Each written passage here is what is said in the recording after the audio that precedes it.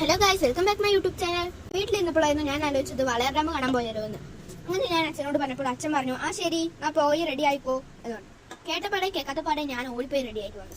അങ്ങനെ ഞാനും അച്ഛനും കൂടി പോയി. പക്ഷെ വെളിയിൽ ഇറങ്ങിയപ്പോഴാണ് അറിഞ്ഞത് അത് നല്ല വെയിലും നല്ല ചൂടും ഉണ്ടായിരുന്നു. പിന്നെ ഞങ്ങൾ വേറെ ഒന്നും ആലോചിക്കാതെ നേരെ വളയർ ഡാമിലോട്ട് തന്നെ പോയത്.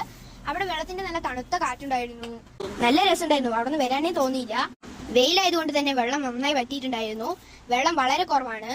അവിടെ ഉള്ള ഒരു പാറകളൊക്കെ മുങ്ങുന്ന ഒരു രീതിയിലായിരുന്നു വെള്ളം നിൽക്കുക. പക്ഷെ ഇപ്പോൾ ഭയങ്കര ചൂടായത് കൊണ്ട് തന്നെ അത്രയ്ക്കൊന്നും വെള്ളമില്ല. നമുക്ക് ഏകദേശം നിൽക്കാനുള്ള ഒരു പാകത്തിനൊക്കെ തന്നെ ഉള്ളൂ. അവിടെ കുറേ മൃഗങ്ങളും പക്ഷികളൊക്കെ ഉണ്ടായിരുന്നു. അവരൊക്കെ വന്ന് വെള്ളം കുടിക്കുന്നു, മീൻ പിടിക്കുന്നു, പോകുന്നു. പിന്നെ കുറച്ചു നേരം ഞങ്ങൾ അവിടെ ടൈം സ്പെൻഡ് ചെയ്തിട്ട് വേഗം ഇങ്ങോട്ട് തിരിച്ചു വന്നു. വരുന്ന വഴിക്ക് ചൂടൊക്കെ കൊണ്ട് ക്ഷീണിതയായി ഞാനും അച്ഛനും ഒരു ബേക്കറിയിൽ കയറിയിട്ട് ഒരു 2 ജ്യൂസ് പറഞ്ഞു. ഞാൻ അതിന്റെ ഇടയിൽ കൂടെ ഒരു ഐസ്ക്രീമും ബുക്കി ഗൈസ്.